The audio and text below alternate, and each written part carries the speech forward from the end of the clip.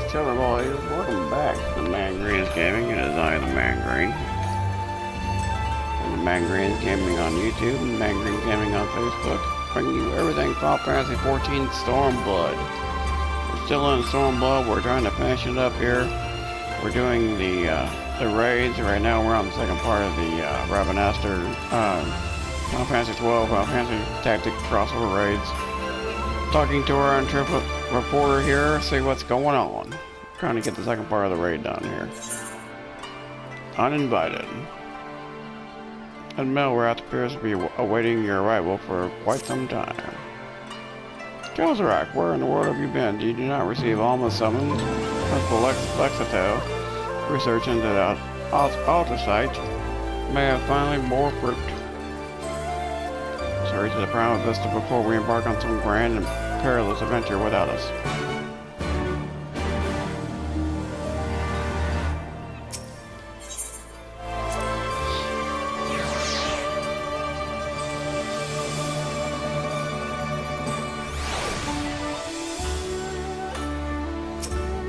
Alright, here we go.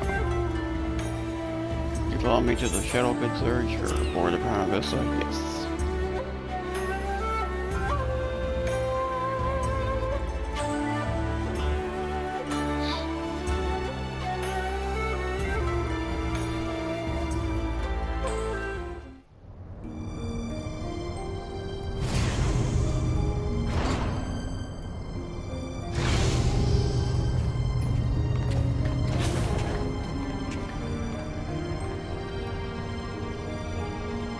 Kelzerak, Lady Melrath. Thank you for answering my summons. Master Garland is kind enough to send for the Archon from Charlene. I thought they'd only right you be present to hear her findings. To be frank, summoning Makoto was more Ystola's idea. I came along to see what light she could shed on the mystery.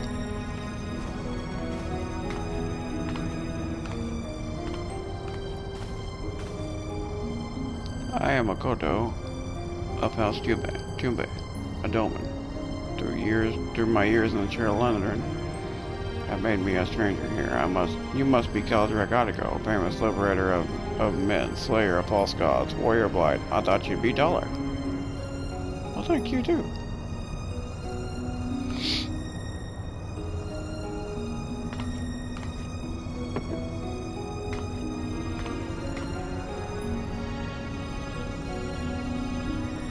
Let us speak of the crystal.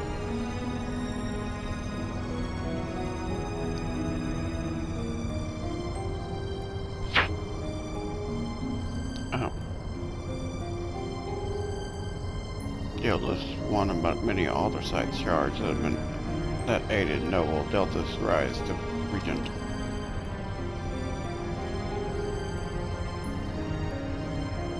My apologies. The Guildless is no ordinary crystal. Even discontinuing its obvious historical importance, the specimen is more than just a simple manifestation of elemental expect energies. It is rather an ethereal lodestone which facilitation both absorption and transmission of distant frequency and R-type harmonic vibrations that have been observed to promote ethereal amplification.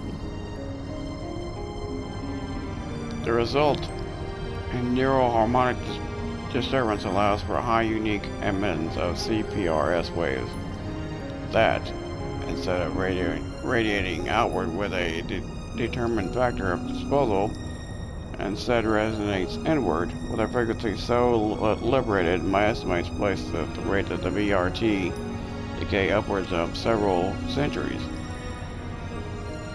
Though I must admit I lack sufficient verities to complete a truly comprehensive graphical assessment. While the explanation may be eccentric, amending nods for your professors at the academy, it will earn you only blank looks here. Take a deep breath and try again, this time in language for those of us without the echo might comprehend. What? My apologies, I merely thought.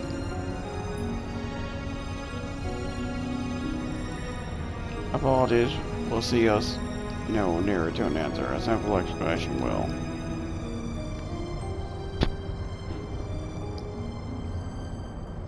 Simpler, right.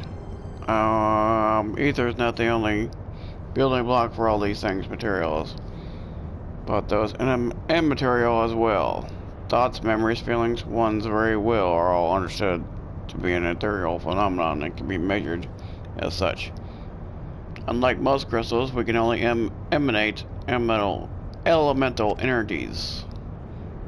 Ultrasight is tuned not only to absorb ether, but ether as specific to the immaterial. The ether is now stored and multiplied within the crystalline confines until the external stimuli participates results.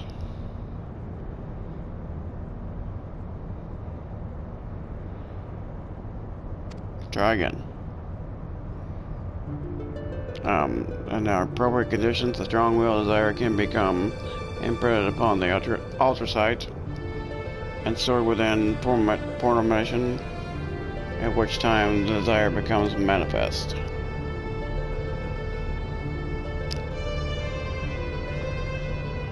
Fermentation.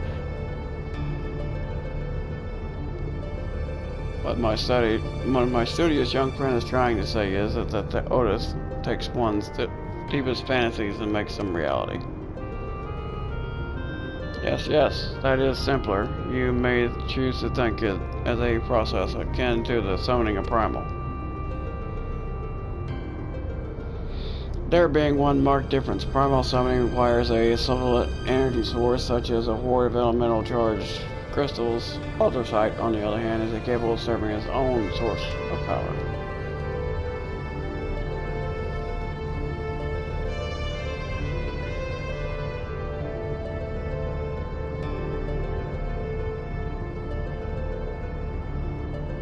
We know from the derived papers that Argeth was never king of Everland. She was slain in the battle during the War of the Lions.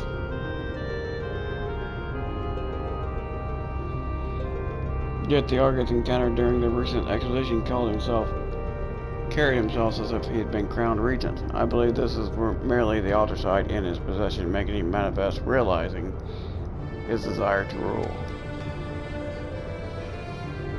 I am informed that he uttered the same words over and over again for the duration of the confrontation which unfolded.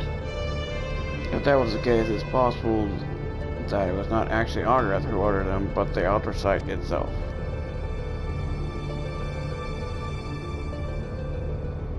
If the derived paper is accurate, Argeth was a weak and petty noble who believed that his blood entitled him to power. The ultrasight took the belief and twisted it into an abomination we, Kalzarok, put to the sword.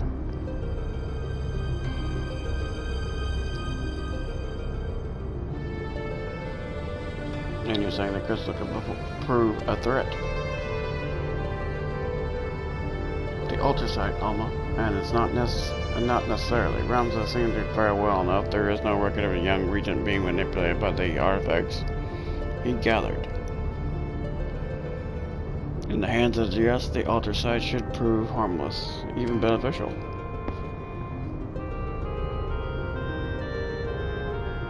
To paraphrase, it is not a weapon that kills, but the one who wields it. Now, where have I heard that before?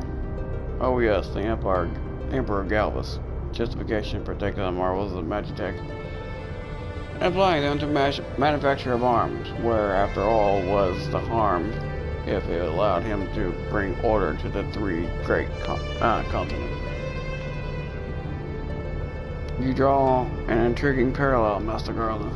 Properties of these crystals are so singular, I do begin to wonder if, like Magitech, are produced in science and not nature. That they were created by someone to...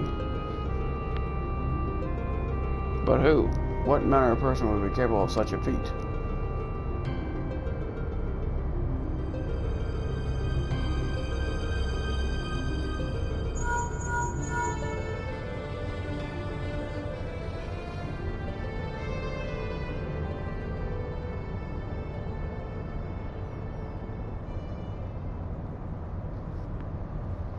Now that is an interesting question, the answer in which I look forward to hearing. Regrettably, I have pressing matters to attend elsewhere. Fear not, however, Makoto's insight will provide far more beneficial than anything I might accidentally contribute. Good day to you all.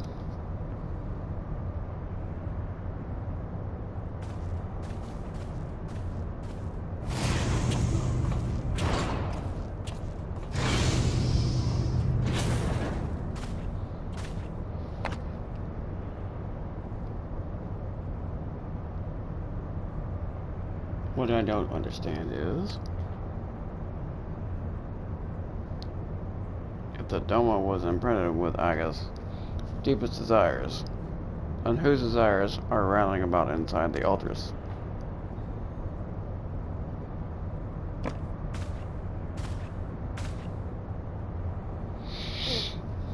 I had the self-same question, thus conducted thorough inspection of the crystal upon my arrival. The results were inconclusive. Traces of ethereal activity were present, but to all the intents and purposes the vessel was empty.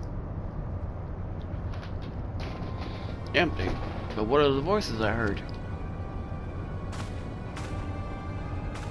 Voices?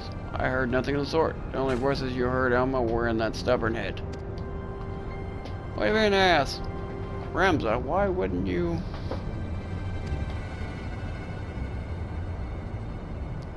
Shall we speak of voices then? What of yours, Alma? Our resonant voice of dissonant. You have done nothing but question the wisdom of our research from the moment we left Garlemond. Would you put your petty worries above our family's calling? No, I never... You would never. That's why involving a gossip monger, a goody two-shoes, and this flying mole.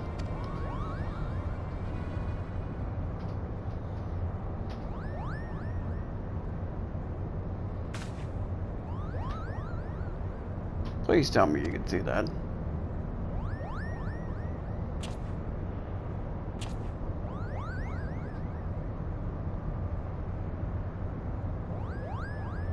It's the Moogle.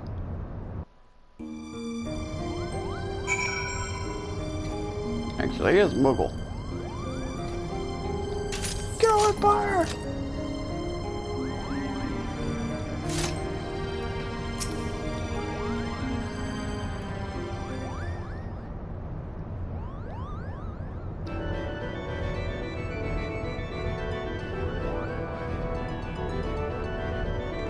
Not interrupting? Oh, please. Do go on. My appearance onto your fine troop's strength can wait until I have... until all have said their piece. Well, guards, get this. Monoblock. My name is Monoblock. Desert of Dalmasca. Desert seeker of thrills, adventurer extraordinaire. You may call me Monoblock. Kupo.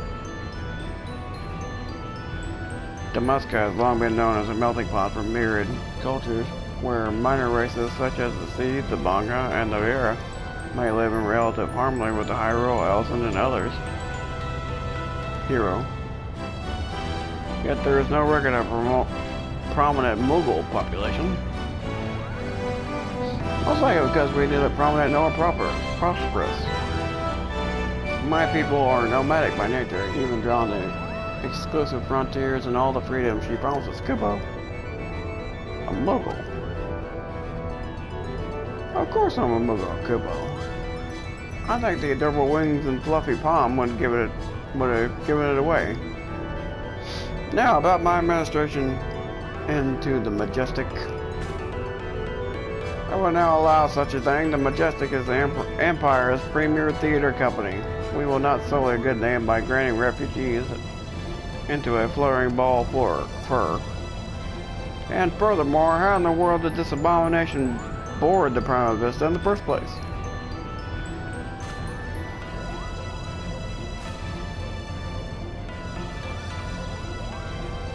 Now you hurt Monoblock's feelings. By means of his wings, were I to guess. As for his administration to our company, I do not seem to recall race, creed, or allegiance to the list of my prerequisites to you. No, Father. Very well then, Montelblanc. What exactly that calls you to the stage? Our stage.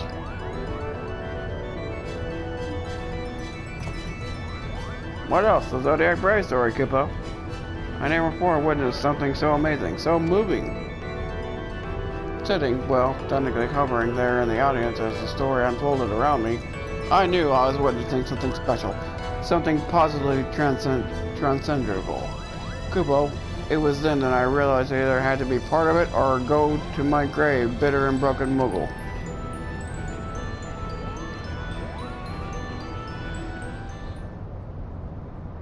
Hurdy. Was this realization before or after you swore you simply had become the realm's greatest marauder, Kupo?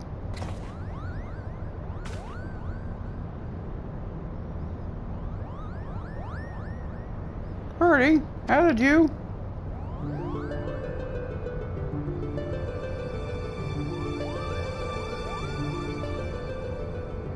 Perhaps you've had more success at running away if you didn't reveal your grand designs to every other fool you happen to meet, Kupo. Was it not but 20 nights ago you took up the axe, Kupo? Now here you are professing your passion for the stage before carving even a single notch in your shaft, or haft. Do you now remember? To he who turns the butter goes the sweetest bread? But how is one to savor said butterbread if his head is in the belly of a fearsome beast? You accuse me of giving up when I merely came to the realization that continuing would end in failure. Only through a change of course would I reach my final destination, Kupo. And that destination is what? Mummer? Are you sure it's not geomancy? Arthurmancy? Templar? Do not bother answering, Kupo. We all know you'll be singing a different tune come cockcrow.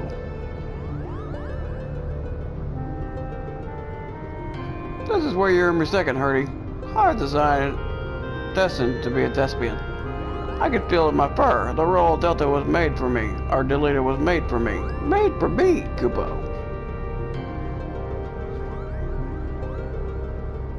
Kupo, enough. Stop it! The actors in our company trained in the Empire's finest institutes. There is evident the pinnacle of professionalism. Not only in Garland, but across the entire world. A vagrant bat mole like you could never hope to share a stage with such an artist, let alone play a part of the hero like Delita. You yourself admitted you were too craven to face a solitary beast. How do you imagine you would fare against a pack of theater critics? Any troop would need proof of valor before it could be even considered.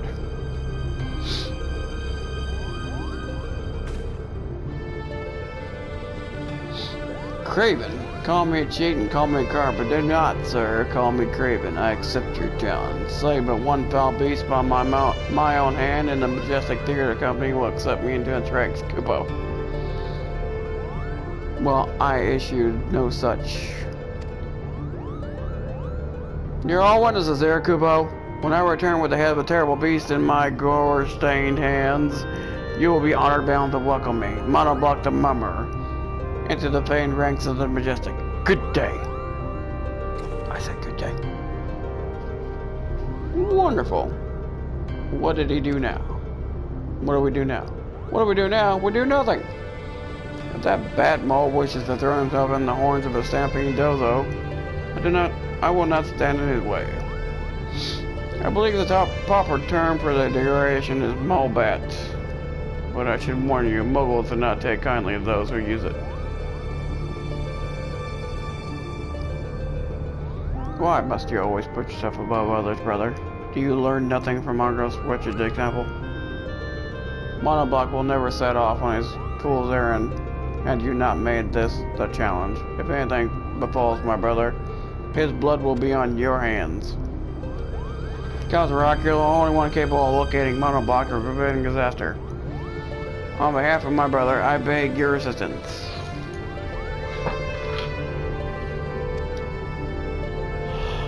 Okay. Okay, yes.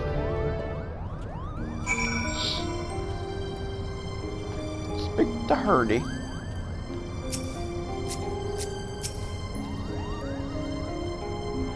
My brother can be rather simple-minded when it comes to such matters, thinking to impress the warrior of light and his companions. Montablock would likely choose the scene of your recent exploits to prove his worth. Meaning Rabanasser, if I'm not mistaken. Pardon my language, but that Ramza is really incorrigible little prick, is he not? How dare you speak to his sister and the Mughal in that manner? I could not decide. Which is worse, the things he said, or the way the principal sat back and let him say them then? But I suppose it's none of our concern for now. Let us concentrate on the task at hand. Finding that Mughal before he does something well, all regret. What say we start nearby? Up here too, perhaps? Yeah, okay.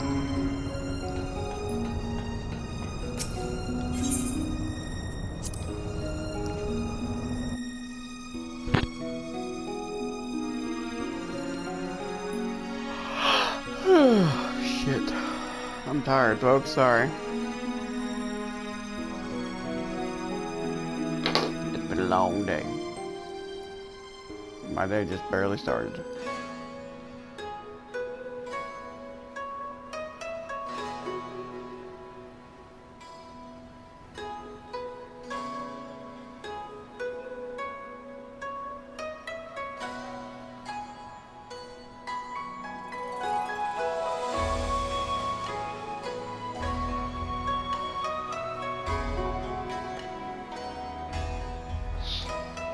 Okay, where are we going?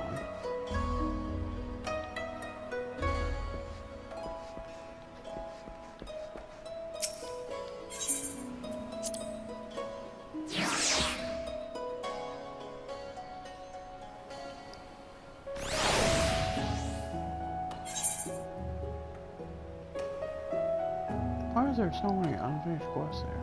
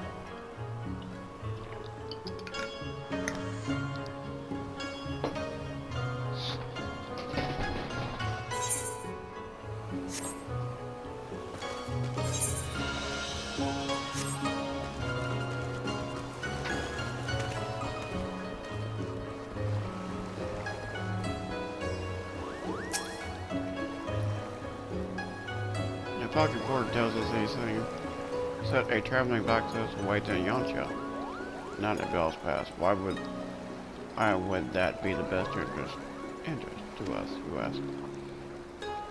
Because, said the Federal Large, they don't seem to be carrying a bag full of stuff around with an eye quote, and albino mole fur and purple bat wings. Not a block. Not that we look alike, Kubo. The quickest route to Dalmasca is via the One River and western tributaries. If Montablanc is bound for Rabanasser, he will seek passage from the Glaring Basin.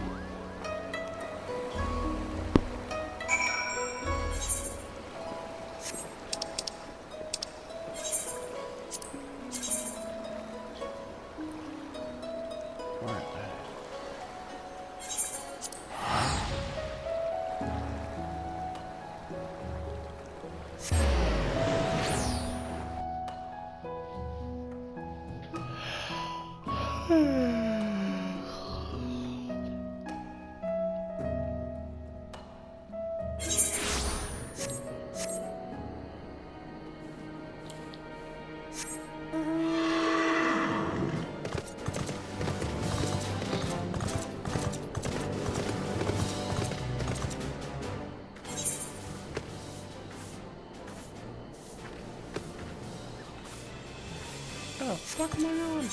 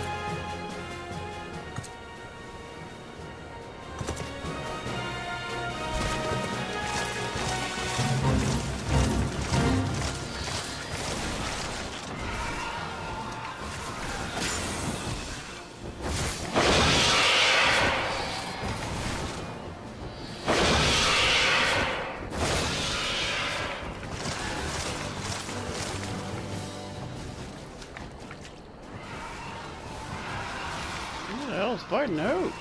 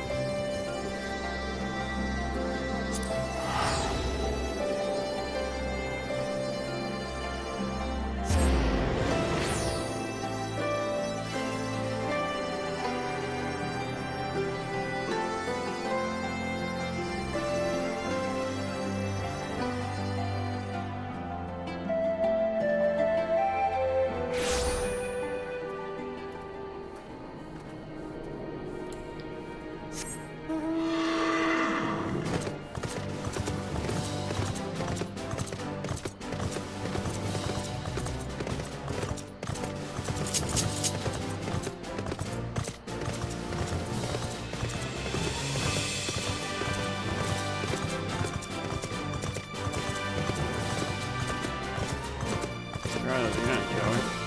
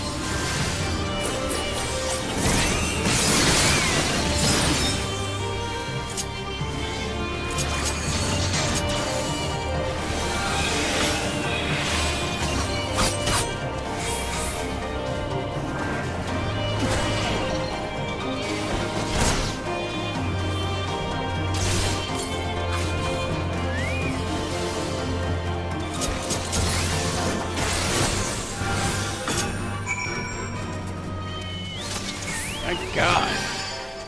Somebody was there to help me out.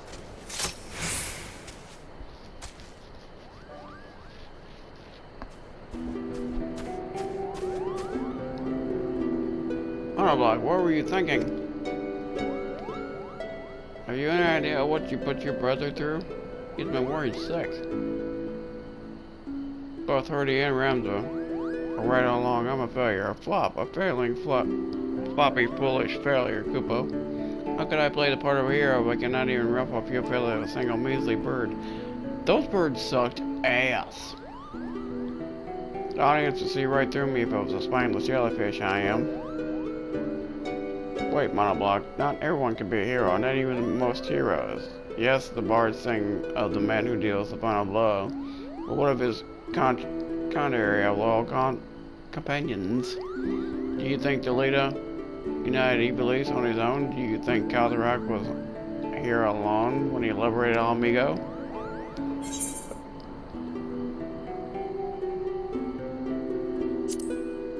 Never alone on the battlefield. Never alone. So you're saying you'll always be there for me? For Monoblock? Yeah, why not? I think he was speaking metaphorically. Let's not dwell on the details. The day is saved, the Monoblock has escaped Sand Scratch or a single to show for it. We shall return to the Primal Vista before our luck runs out.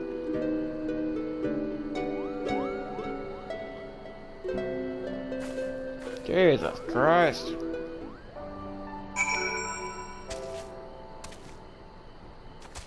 Sorry, buddy.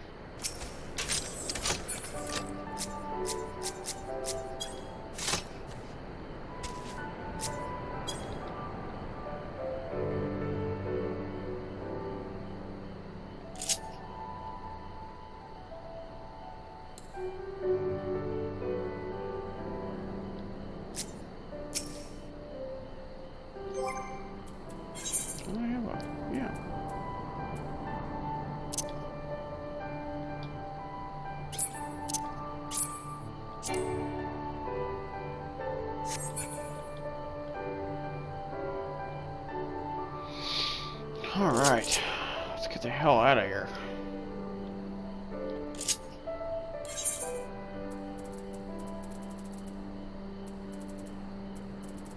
That battle sucked.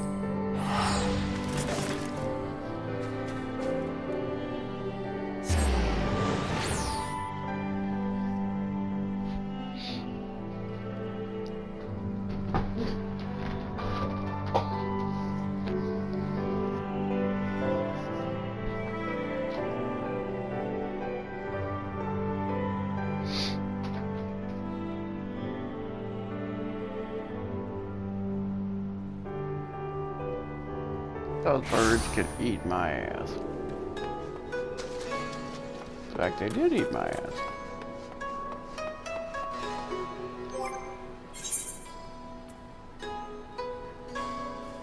I didn't take that much damage. Cool. Right on.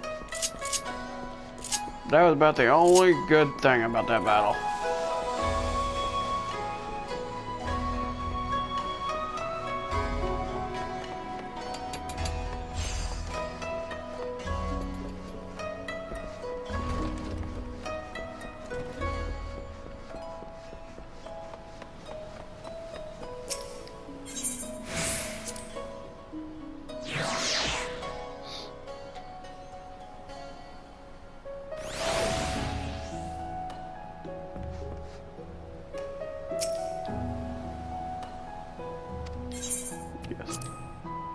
Yes.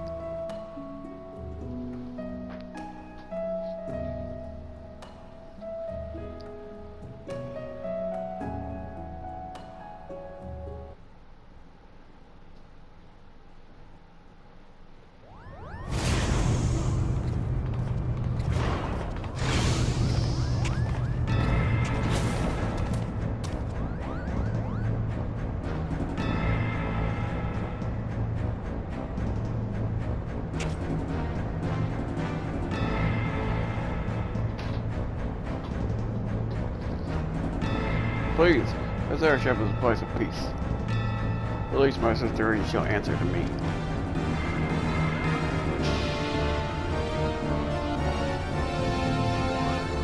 When the cat's away. But that damn little thing down. Rambo, you're not helping matters.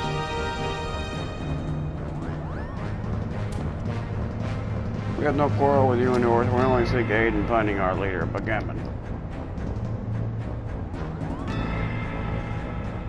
Seek our help. You who would threaten to kill my father, who stole his work and made fools of us all, never. Silence, Ramza. They have Alma. We will hear what they have to say. As I said, we have no quarrel with you. We only did what was necessary to secure an audience. We surrender our weapons and offer you your journal as an act of good faith.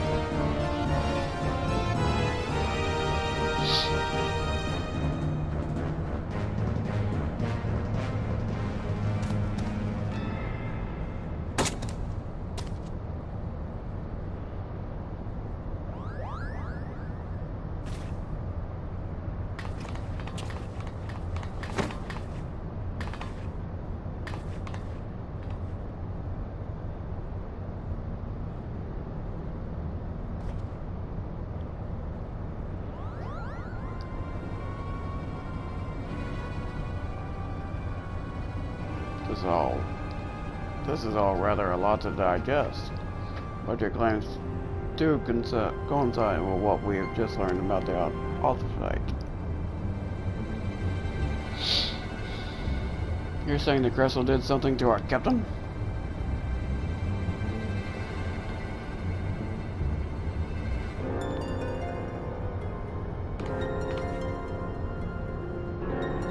Being emptied of Atheris real, the Doma sought another to satiate its appetite for ether.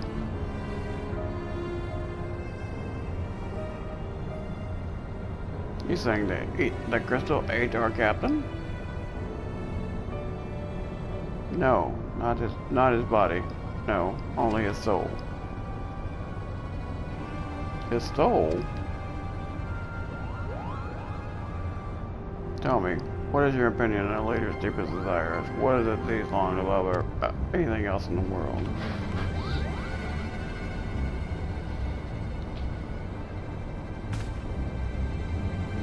Why waste your breath reasoning with these lizards? They showed themselves for the beasts they were, or they are, when they pull the knife onto your throat.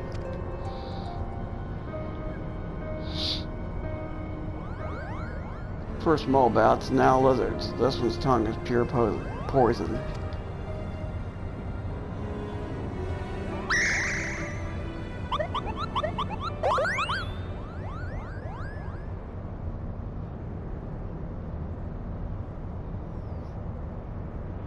The boy can call us what he pleases. For our past failings, we deserve no better. Your failings? 30 summers have come and gone, yet not a night goes by that I do not wake in a sweat at the memory. We were fugitives in the Damascus army stationed in the royal stronghold at Nabrania.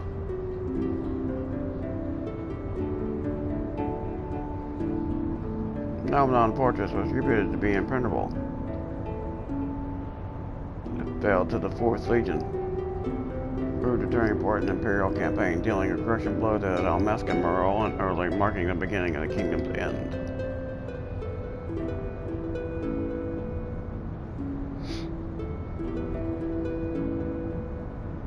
Backgammon was our captain, and once it was clear the day that would not be ours. Prince Rasner, the commander of the garrison of Nabrania, tasked him with one vital mission.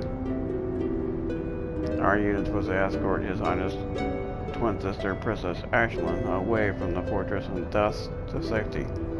But things did not go as planned. See, this is where it deviates. I hate this fucking story.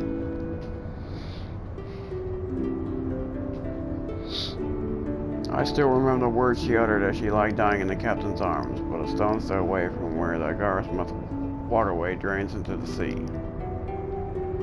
Even as the fog of death descended upon her, she smiled and told us the very people who have failed her to survive as long as even a single Damascus of our nation would never truly perish.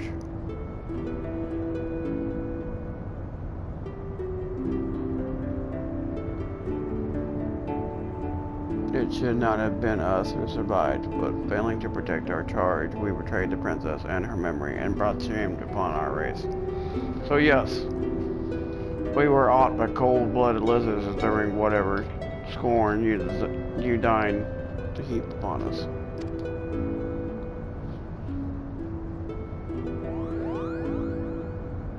See, they were originally the bad guy in 12, and they fucked up the story. I think we may safely assume a deep-seated hatred towards the invaders of his homeland, coached with a self-loving born from the sense of powerlessness. Can't talk today. Stop talking riddles, Sherlarian.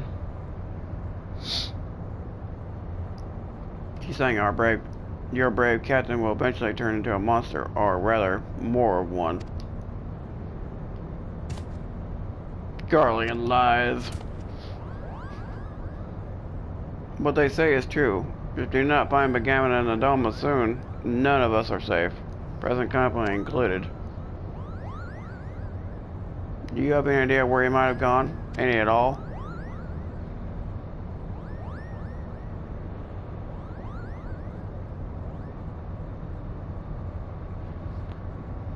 Well, look at this. Something's been added to the final page of my journal.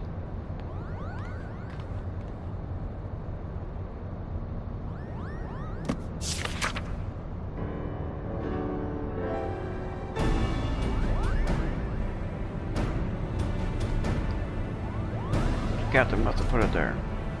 Only he had access to it, until we found the pack that he left behind, that is. Is this Dalmascan? Indeed, it says Rolodine. The lighthouse? Why would he write that? And in the old man's journal, no less.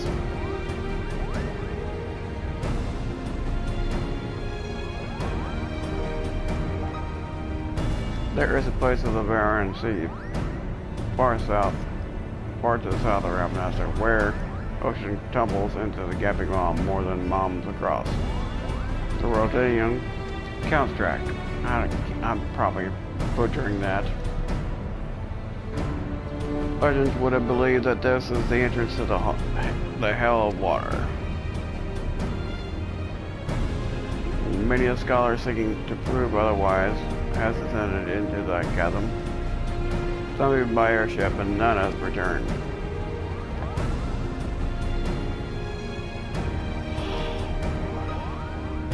It looks like the next part of the raid.